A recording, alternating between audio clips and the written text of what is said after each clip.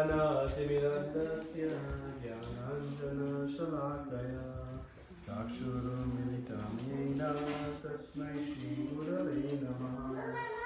श्रीचैतन्यमनोभीष्टं स्थापितं येन भूतले स्वयं रूपा करुणामयं ददाति स्वापदान्तिकम्। वन्देऽहं श्रीगुरो श्रीयुतापदकमलं श्रीगुरुन् वैष्णवांश्च श्रीरूपं साग्रजातं सहगना रघुनाथान्वितं तं सजीवं साद्वैतं सावधूतं परिजनसहितं कृष्णचैतन्यदेवं श्रीराधा कृष्ण पदान् सगना ललिता श्रीविशाखान्वितांश्च हे कृष्ण करुणा सिन्धो दीनबन्धो जगत्पते गोपेश गोपिका कान्त राधा कान्त नमोस्तुते तप्त काञ्चन गौरङ्गी राधे वृन्दावनेश्वरी वृषभानुसुते देवी प्रणमामि हरिप्रिये पाञ्चकल्पतरुभ्यश्च कृपासिन्धुभ्येव च पतितानां पावनेभ्यो वैष्णवेभ्यो नमो नमः। नमो विष्णुपदाय कृष्णप्रस्थाय भूतले श्रीमते भक्तिवेदान्त स्वामिनिति नामिने नमस्ते सरस्वती देवे गौरवाणी प्रचारिणे निर्विशेष शून्यवाणी पाश्चात्यदेशकारिणे। जय श्री कृष्ण चैतन्य प्रभु नित्यानंद श्री अद्वैत गदाधर श्रीवासदि गौरभक्तवृंद। हरे Krishna Krishna Krishna Hare Hare Hare Ram Ram Ram Hare Hare.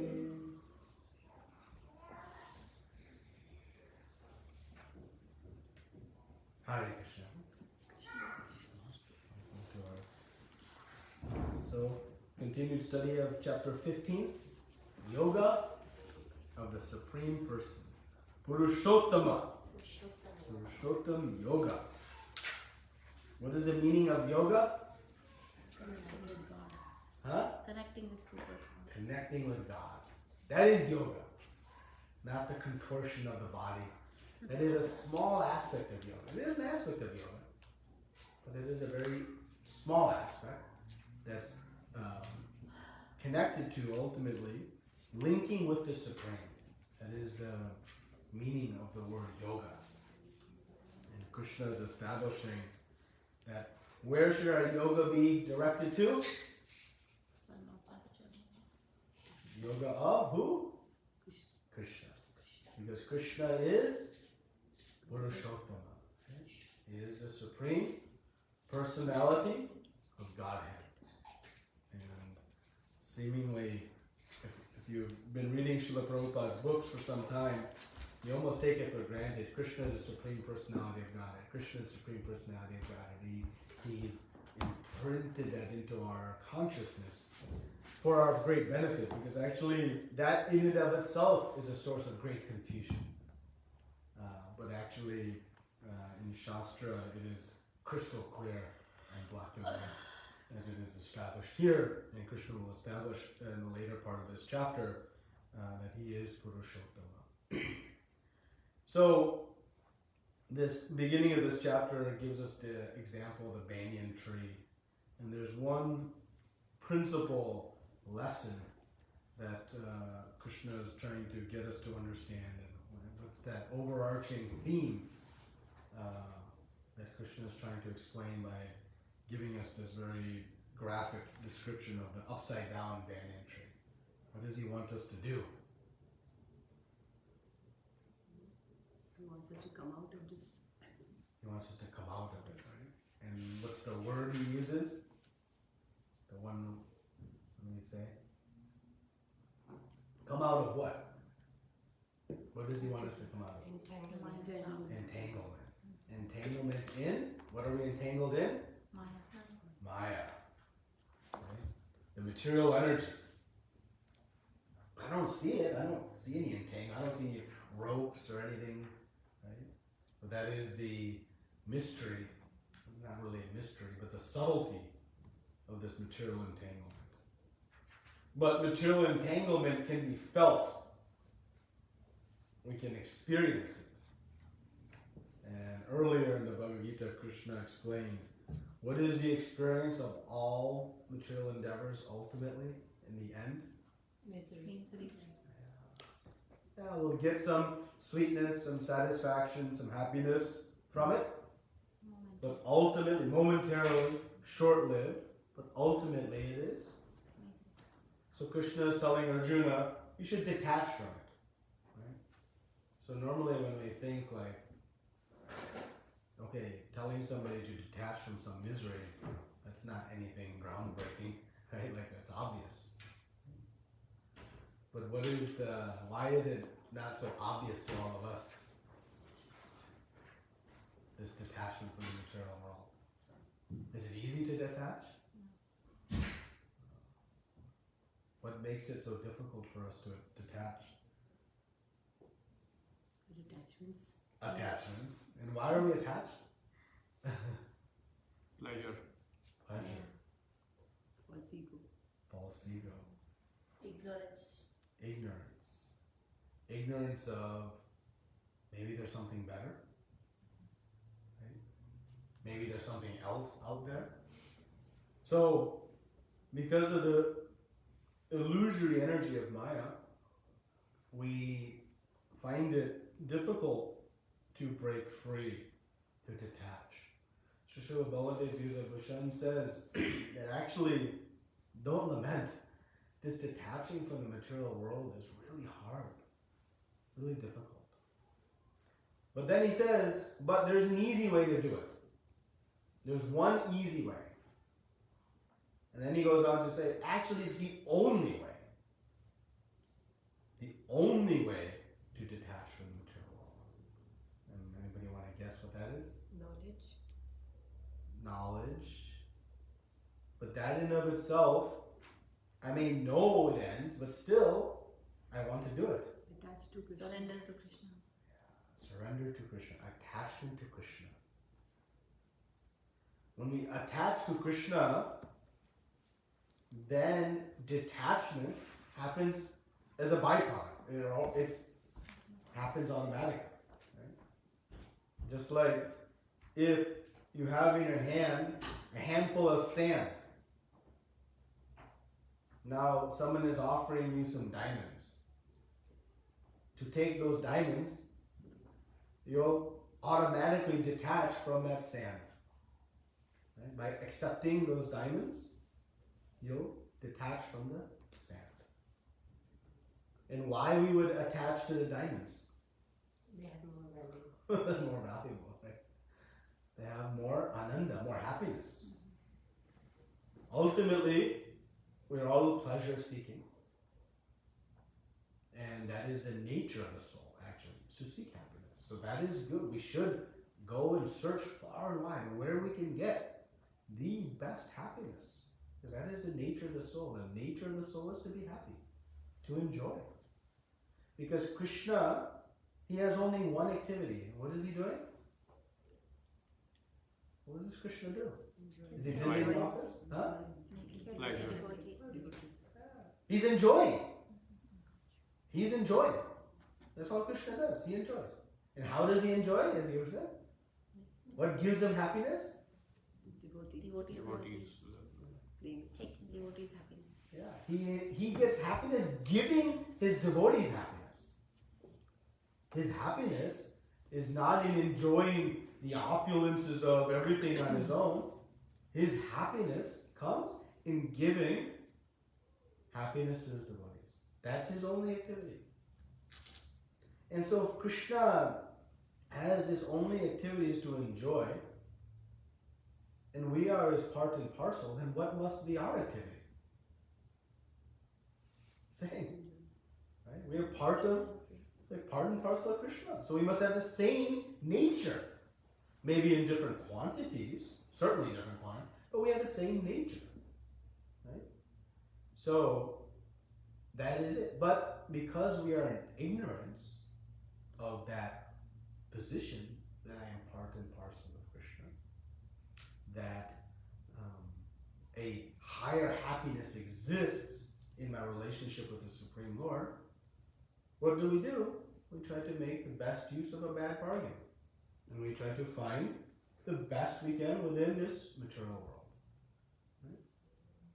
And we liken that to, a prisoner in a prison house just trying to make the best comfortable room in the prison house that they can make. The door is open for them to actually leave and walk out and enjoy the world, but they know, I'll just make the best I can make in this facility. Would we consider that very intelligent? Would we consider it very wise? We actually would be saddened by such a con, right? And what will we try to do? Try to go help that person. My dear friend, come, see. Door is open. This is the way out, and this is all the opportunity that awaits. That is the mission of Chaitanya Mahaprabhu, a mission of Krishna himself, to come and show what is the opportunity that awaits one who can detach from the material world and attach to Krishna. So this next section of verses, Krishna is going to describe his spiritual world as a way for us to become enticed. Oh, something is better than this prison house? Wow. Tell me more. Right? But in the last week's verse, there's one fundamental quality of us, or nature of us, that prevents us from surrendering to Krishna. You remember, what's that overarching reason why we don't surrender to Krishna? We are jealous of Krishna. We're jealous. We want to enjoy ourselves. We want to try to enjoy ourselves, yeah. And there's a overarching principle that leads to that sentiment. We feel we can do it on our own. Yeah. We have pride, ego. Right? That I am independent, that I am the doer.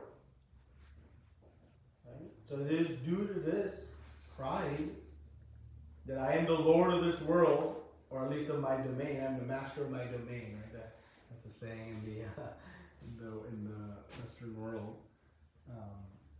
It prevents us from seeing that actually we are very limited in our ability to control.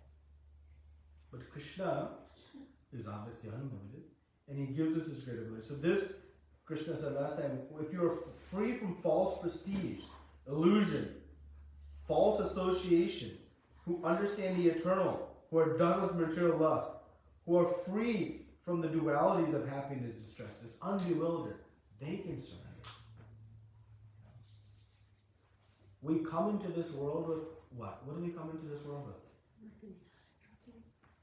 And what are we going to leave this world with? So what do we actually own and possess? Nothing.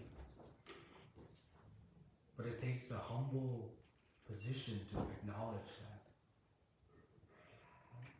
And so the devotee realizes, okay, whatever ability I have, if I have some ability, some intelligence, some skill, some ability, I know, okay, Krishna is the giver of that. I didn't bring it. He has given me some skill. Okay. If I'm going to use that skill to generate some facilities, I'm using someone else's resources. Forget about, okay, if I acknowledge you're Krishna's or not, at least I can acknowledge I didn't bring them. I didn't bring it. So I'm using someone else's resources. So then one can logically conclude then that at least I should understand this ability is coming from someone, these resources are given, then at least I should understand I am not the exclusive enjoyer of it. But it takes a humble position to acknowledge that. And when we do, then one can surrender to Krishna and realize, no, Krishna is giving. And that is the ultimate paradox. That the more one tries to enjoy themselves independent of the Lord, the actual less one enjoys. And the more one tries to give happiness to Krishna, the more one actually experiences happiness themselves. Because when we give happiness to Krishna, what is Krishna doing? Laying back saying, oh yeah, give me more, give me more, give me more. He is showering back. And in that relationship, that equation, who can give more? Us to Krishna or Krishna to us? Right? Like when the child makes a nice gift for mother and father, right? Then what does child get back? Same equal proportion of gift? Many, many times more. Right? So like that, being the children of Krishna, this surrendering to the Lord, it is the key of all happiness.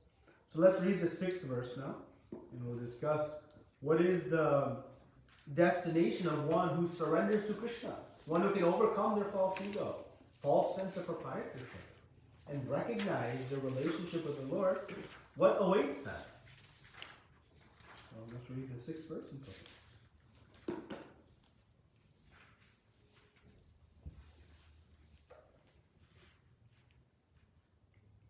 That supreme abode of mine is not illumined by the sun or moon, or by fire or electricity.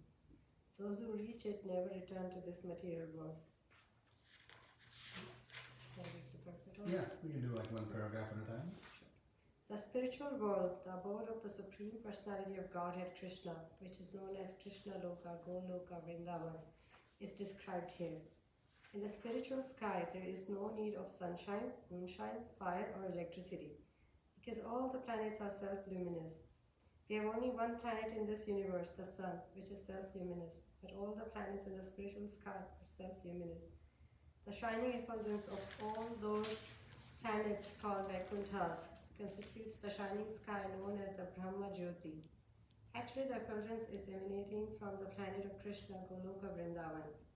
Part of that shining effulgence is covered by the Mahatattva, the material world. Other than this, the major portion of that shining sky is full of spiritual planets, which are called Vaikunthas, chief of which is Goloka Vrindavan. As long as a living entity is in this dark material world, he is in conditional life. But as soon as he reaches the spiritual sky, by cutting through the false perverted tree of the material world, he becomes liberated. Then there is no chance of his coming back. In his conditional life, the living entity constitutes himself to the Lord of this material world. But in this liberated state, he enters into the spiritual kingdom and becomes an associate of the Supreme Lord. There he enjoys eternal bliss, eternal life, and full knowledge.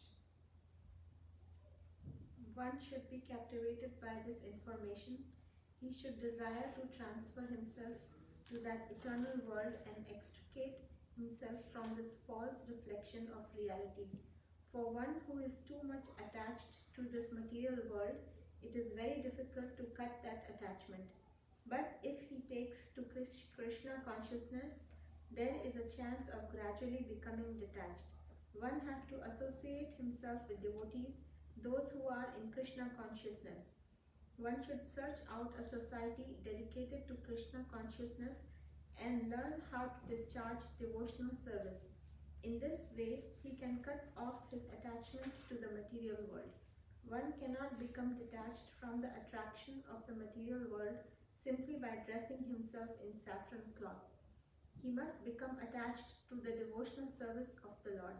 Therefore, one should take it very seriously that devotional service, as described in the 12th chapter, is the only way to get out of this false representation of the real tree. In chapter 14, the contamination of all kinds of processes by material nature is described. Only devotional service is described as purely transcendental.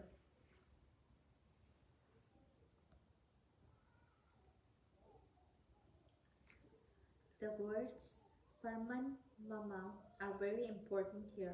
Actually, every nook and corner is the property of the Supreme Lord. But the spiritual word is Parama, full of 6 opulences.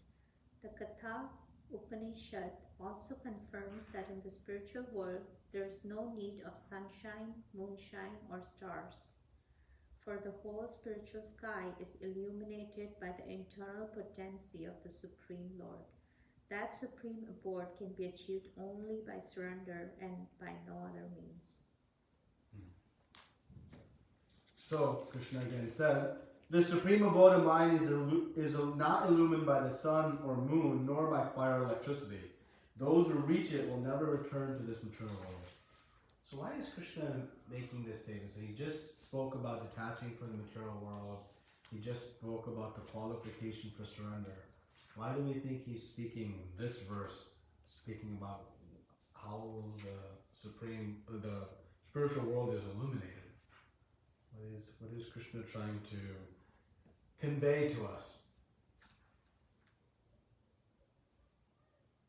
What do you think? You can get attracted to it. We can get attracted to it, right? Krishna is the sun. Krishna is the source of all light. Right? Yeah. Why else is Krishna speaking, kind of at this juncture, this verse? There's nothing, nothing beyond him. There's nothing beyond. There is no darkness in those Vaikuntha and those Goloka. There is, like, you can lose the electric power supply or your fire can extinguish, then you will have darkness. But over there, there is no need of such fire or electricity which will lose the supply. So you means in a way that it's free of darkness in one way. No birth or death. No birth or death. We see how fragile our existence is, right? What happens if the sun just moved a few miles away from where it was today? Whole balance will be gone. Whole ecosystem would be destroyed, right? Like, it's a very fragile system that we live in. And but in the spiritual world, there's no fragility, because everything is eternal. Right? So the primary reason that we, in our material consciousness, we simply are trying to eat, drink, sleep, and be merry, is because we don't have knowledge that there's something better out there, right?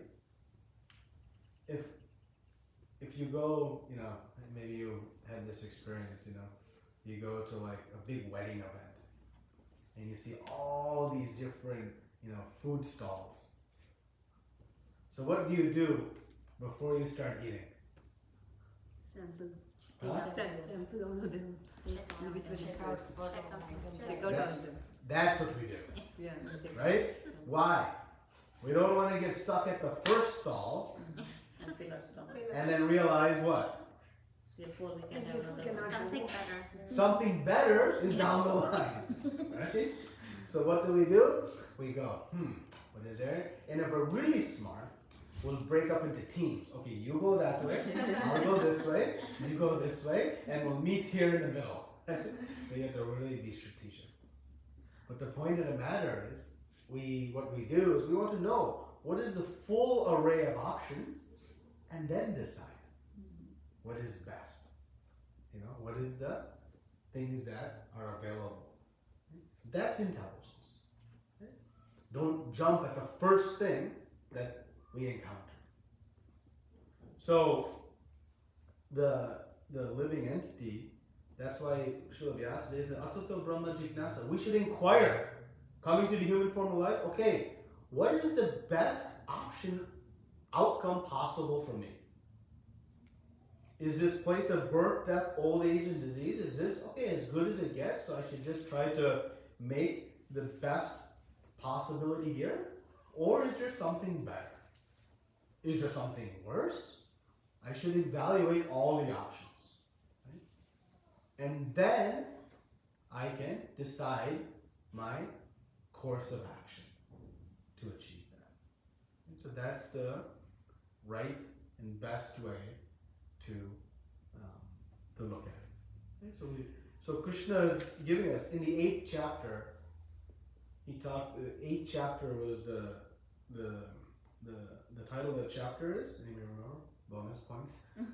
Extra gulab jamuns. What is the title of the 8th chapter?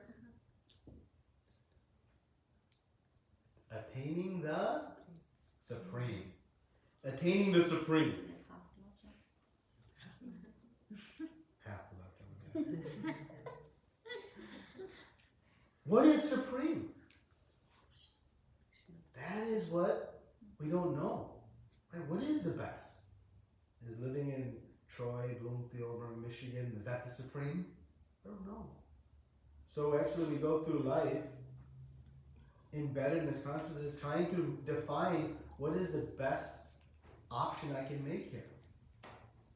And actually Krishna in the 8th chapter, he starts to give some description of the supreme world then, already in the 8th chapter, 7 chapters previously. He's talking about how that world is infallible. That supreme mode of mind is infallible. Do we find anything infallible in the material world? Anything? Right? So we can imagine what an infallible world would look like. There are no accidents on the highway. There are no sicknesses. Sorry, nobody needs therapy to get. There's no injuries. Everybody's fully healthy. You can just relax. There's no shortages. There's no conflict. Right? There is no crime. There is no anxiety, stress, fear. Right? That's the meaning of infallible. Right? Because all those things I describe a fallible world. Why do we have fear? Because we know whatever I have, I can lose it. Really, if we dissect, what is fear? Fear is the emotion of losing something. Insecurity. Right? But it's the emotion of losing something. Which means anything temporary. But in the spiritual world, everything is eternal.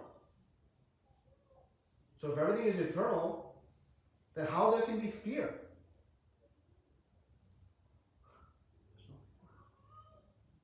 There's no anxiety. We don't worry about what happens if chapatis don't come tomorrow. There's no anxiety. Because everything is full, incomplete. It's infallible. So Krishna uses a very important word here. He says that it is Parama. And Prabhupada describes at the end of the purport. What is the meaning of this word Parama?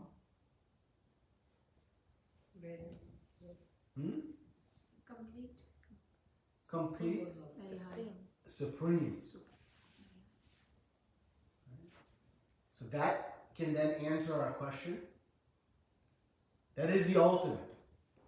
Right? Because we may go from this planet to maybe one of the higher planets in the material realm, right? We can go up to the higher lokas, all the way up to, Brahmalok.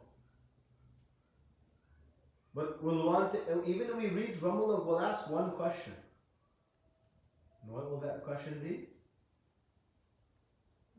Can we lose this? Yeah. Is there any more? Is this supreme? And what would the answer be? No. And then you'll continue going.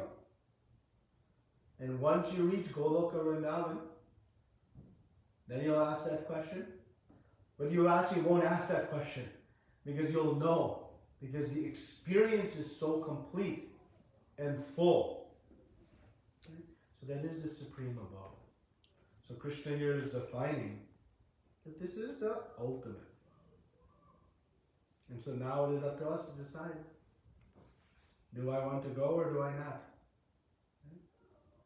And the only means to reach the spiritual world is what? What's the only way we're going to reach the spiritual world? Surrender. Surrender. And engaging in Spiritual Devotional activities. devotional service. Right? Devotional service is the only means to reach the spiritual world.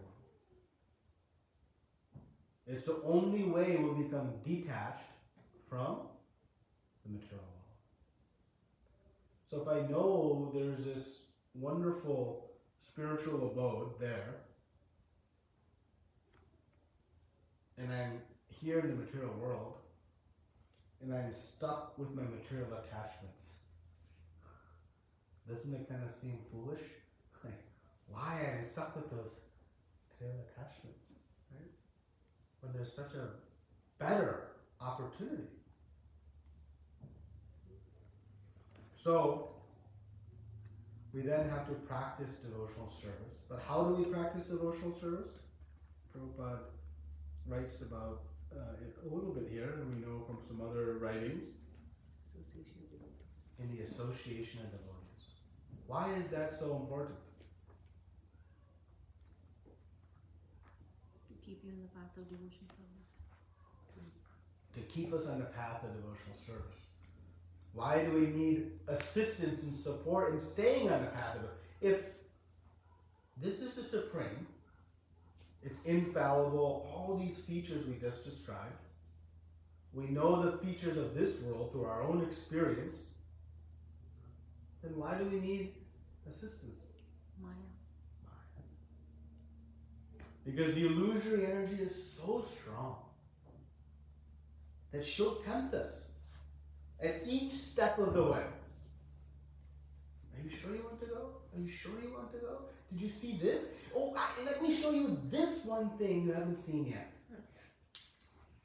And she'll keep tempting, and keep tempting.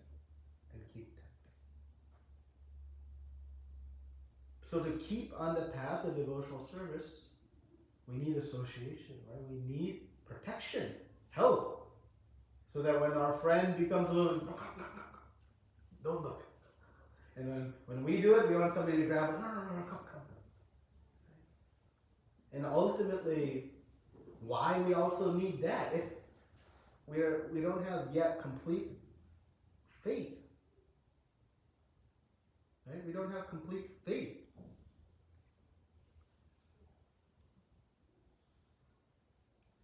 Well, let's give this example of faith, try to illustrate it. What is the value of being able to eternally reside in the spiritual world, enjoying and loving devotional service with Krishna? What price would you put on that ticket? Priceless. Priceless? There's no value you can put on it? Eternal happiness, free of all anxiety, Vaikuntha. No price you can put on it? Everything. It's priceless, right? And we know what's the means, what's the principal means to get there? We said devotional service. What's the most potent and most important part of our devotional service? Chanting. Chanting. And do we find chanting easy or difficult? Difficult. So now, if we bring a box, and in that box is $1 million, and it says tomorrow you get up at 4 a.m. and you chant your 16 rounds nicely. You don't yawn once. You don't stop once. You don't look at your phone once. You just chant, and if you do, that box is yours. Anybody would have any difficulty doing it? No. You won't even need to set an alarm. You won't sleep. You'll get up at 3:55 just to be safe. Why? Because we have faith. We know what that $1 million can do. Right? We have faith. So that inspires action.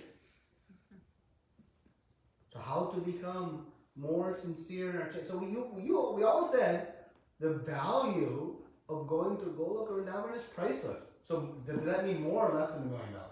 Just for definitional purposes. Much more. Many times more. It's infinite. You can't put a price on it. And the ticket to Goloka is Harinam, Harinam, Harinam, and Kevalam. Kalo Nishtiva Nishtiva Gatirnita.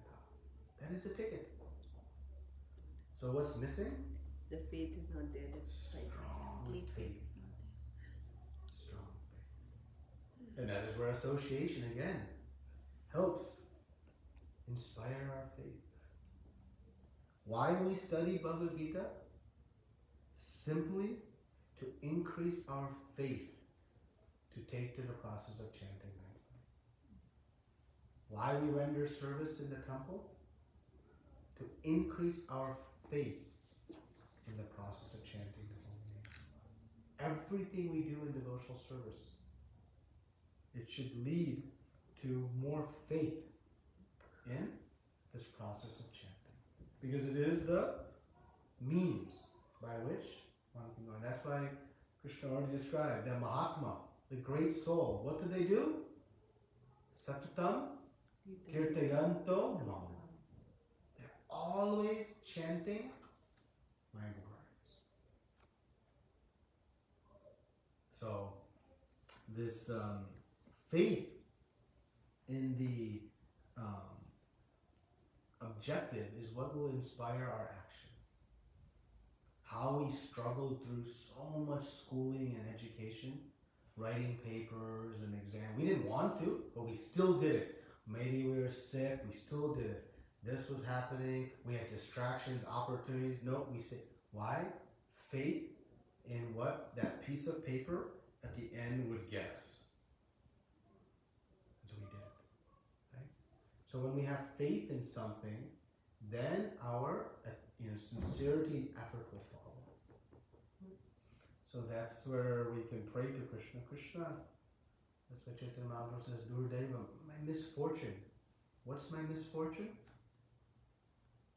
What is my only misfortune? We don't have taste for chanting Krishna. Don't have taste for chanting the holy name of the Lord.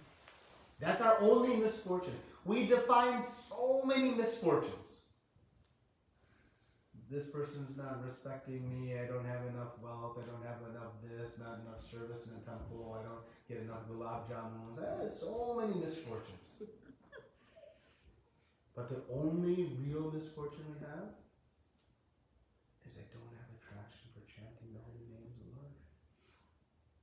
And so we can pray to Krishna, pray to Gauranga Mahaprabhu. Gauranga Mahaprabhu, I hear it. It sounds logical, but it's not embedding here. Please, you help me acquire this faith in chanting the holy names of the Lord. And if we pray that way with sincerity, how Krishna is going to reciprocate? He will shower so much love and mercy and solidify our faith. Bring us in association. Bring us under the guidance of Guru into the association of Shastra, into the association of Radha Kunjvihari, and so many other facilities, so that we can remain strong and fixed on the path and put the material world in the rear view mirror and Goloka Vrindavan in the GPS destination on autopilot. And just go. That is the goal. That is why Krishna is now giving us this indication. And in the next week's verse, he's going to speak about our position, very famous verse, in our eternal connection with Krishna. When he says, Mama Vamsho Jiva Loke, Jiva Bhuta Sanatanaha. That we are his eternal fragmental parts. And how we can know that we are eternally connected to him, eternally attracted to him, because we are his part and parcel. So this is verse 6. Any discussion, comments, questions in it?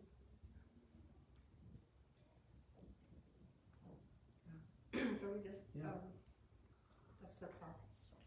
Please. Maybe a question. No, you can, yes, realization direct. So when you said that when we come into the world, we come with nothing, and when we go, we take nothing with us. So, but we say when we are born, we come with past karmas, right? based on that we get our present lives, our relations. Everything goes according to that. And when we die, Yeah. we take those, like the subtle mind. Yeah, I was thinking more of like matter, physical resources. No, yeah. We wish we didn't have our past karma. We could leave it with us. But no, we do retain. So, we do retain it. Yes. Until we take to the process of bhakti. Like Krishna says, Ham tam sarva papebhyo. When you surrender to Him, He takes all of our past karma too.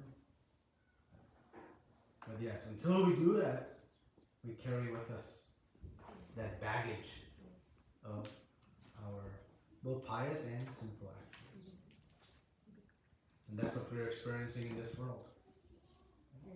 When I face difficulty in the world, what is the difficult? What is the source of my difficulty? It's my past actions. Someone comes and slaps me. That person is not the cause of me being slapped. We ascribe blame to that person. But the actual cause of me being slapped is me previously slapping somebody. That's why I was slapped. So yes, that we carry with us life to life until we take the process of bhakti. But the materialist doesn't look at that and think, they don't worry about karma. Whatever. That's all. Just, again, eat, drink, and be merry. I'm not worried about that. Just adding to that what Mataji said. So when you take to this process of devotional service, Krishna is promising that he will take all the karma if we surrender to him. Is there any concept of like partially surrendering, or it's like complete surrender? So when does that happen that he will take all the karma? So it will be only when the process, when it's completely, you are doing pure devotional service and like you're completely surrendering and you've reached the stage of Paramahansa kind of thing, or something else is there for people? So he says, Ye thamam prapadyante. Proportionate to this. Right? So proportionate to our surrender, he reciprocates accordingly. So there is reciprocation all along the way. Right? So if I'm 1% surrendered to Krishna, I'm getting some reciprocation. Then I get to 2%, 3%. So it's a progression. Right? It's not an on or off. And that is the beauty of Krishna. If you 1%, surrender, when you get into a marriage, if you tell your partner, okay, I'll 1% surrender everybody else, let's start, they'll accept you? You have to 100% surrender all other relationships, right? But Krishna says no. Okay, if you're 99% attached to the material world, but you're 1% surrender to me, okay, I'll accept that and reciprocate. And in that experience of reciprocation, we become inspired to surrender more. Right? And we surrender more. And when we're more surrendered, we get more reciprocation. And that inspires us to surrender more. And like that, it builds on each other. And that is the ultimate. If Krishna said, until you're 100% surrendered, you'll not get any reciprocation, that'd be very difficult for us to make progress. So he allows us to dip our toe in the water and start. And that's why he says, no matter where you come, even if you're coming to me with material motives, right? You're in need of distress, need of money, wise, curious, no problem. Still you're pious. Because he says, I'll give you what you're asking for in proportion to what's good for you, but I'll also help you purify those desires and come to a higher desire.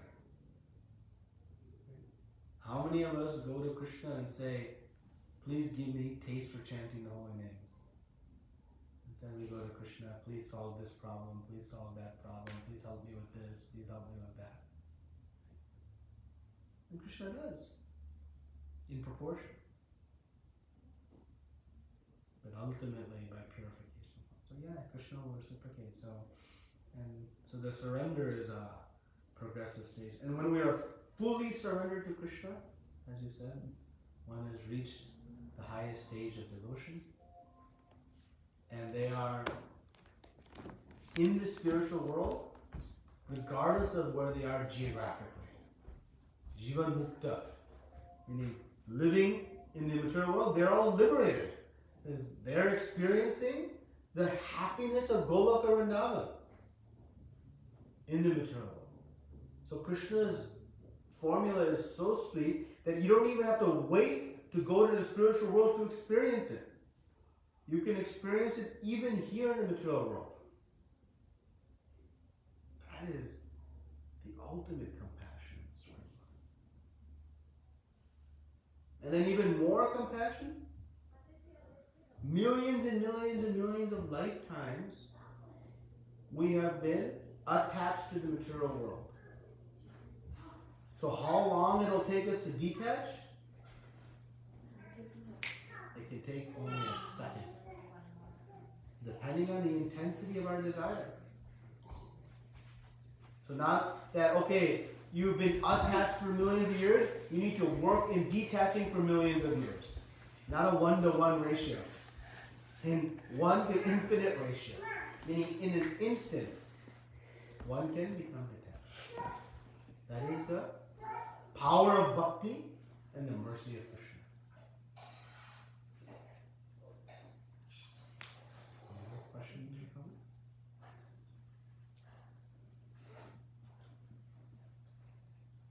Okay, so shall we chant with some faith? More than that box of $1 million? Shri Prabhupada ki Jai. Ananta Koti Vaishnava Vrinda ki Jai.